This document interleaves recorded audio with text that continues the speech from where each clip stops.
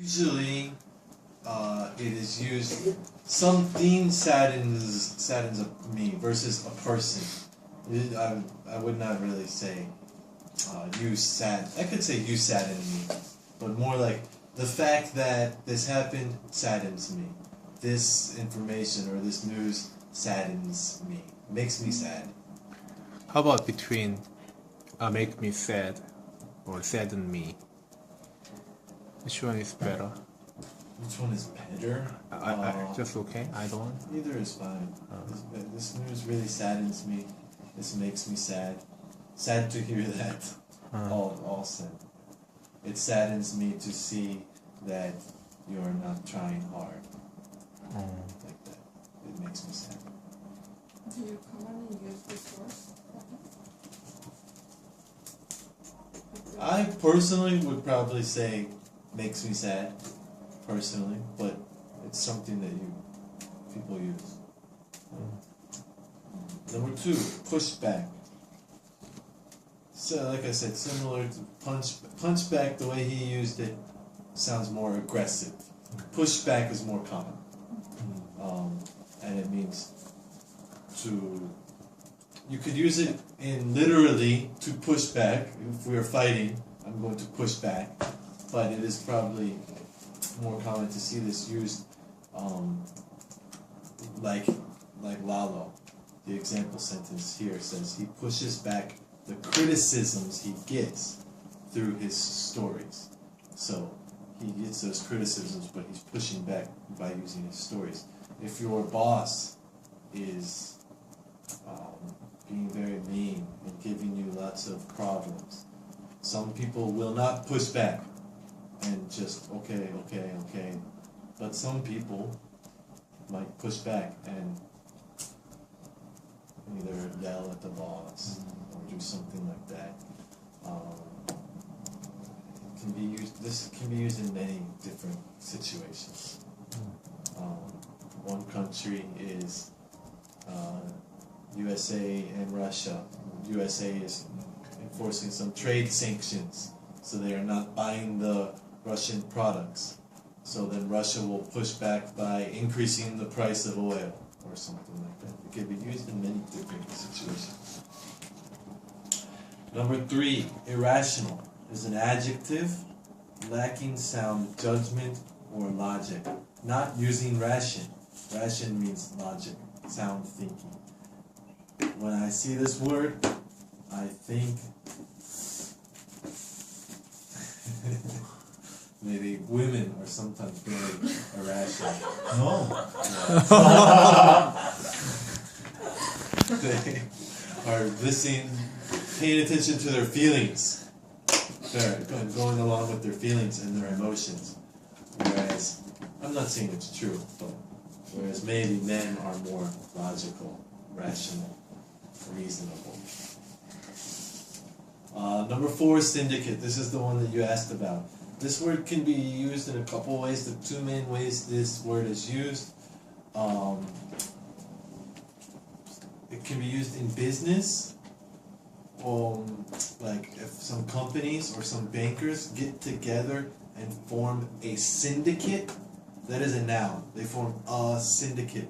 That means a large group of powerful people, usually powerful, that are trying to accomplish some goal. So that is used in kind of the business world. A syndicate is a group of people or a group of organizations that are joining together for something.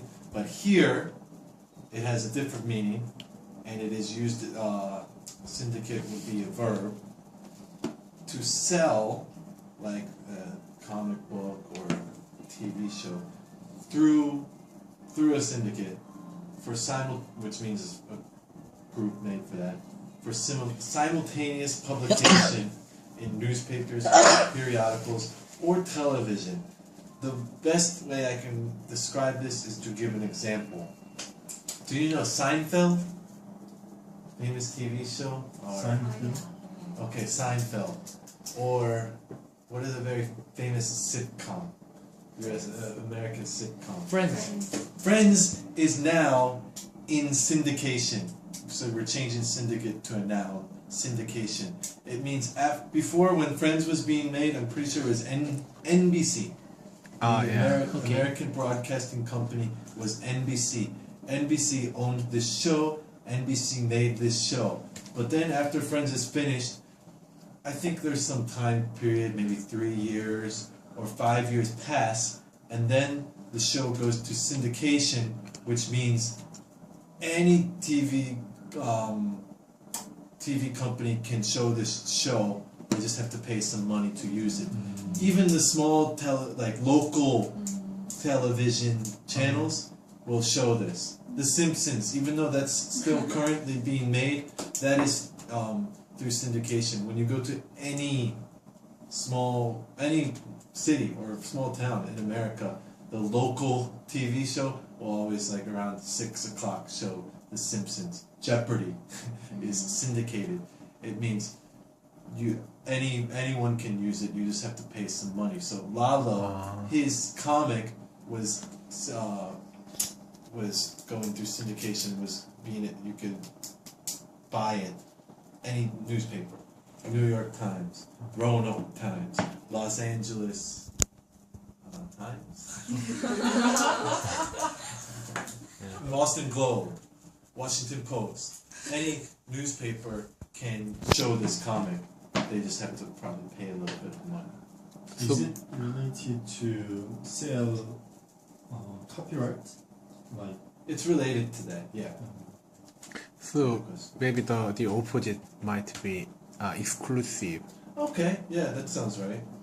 Yeah, I'm not sure if there's an exact opposite, but that sounds right to me. That is the best way I can describe it, just through that example. Number 5, to push the envelope. This is an idiom. It's pretty common. This is something that you would see a lot. To exceed the limits of what is normally done, or rather, be innovative. I like that definition. To be innovative. It's not only to be innovative though. To be innovative, to be creative, to think of new ways, but to push the envelope. I don't know why they use the word envelope, no idea. But when you are pushing the envelope, some people will maybe not be okay with it. Some people will think you are crazy or shocking. So Lalo pushes the envelope through his humor. Some things, some people, maybe conservative people or older people, think it is very crude or rude or offensive. So that's off color, right? Off color means off color is what we're talking about. Off color humor, not normal humor, but outside the box. I think we talked about outside the box a couple months ago, and I think you understand. Outside the box means creative or innovative. Push the envelope is similar, but if you're thinking outside the box, that's not really going to offend people. If you are pushing the envelope, you're probably going to offend some people.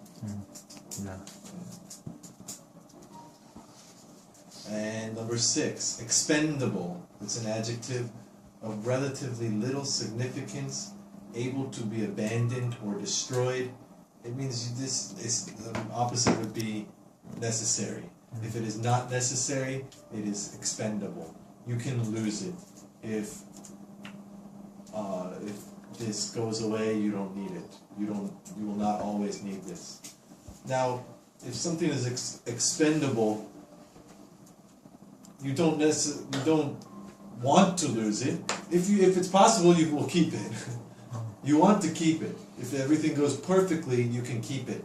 But if there is some problem, this is expendable. Maybe a spaceship has some section.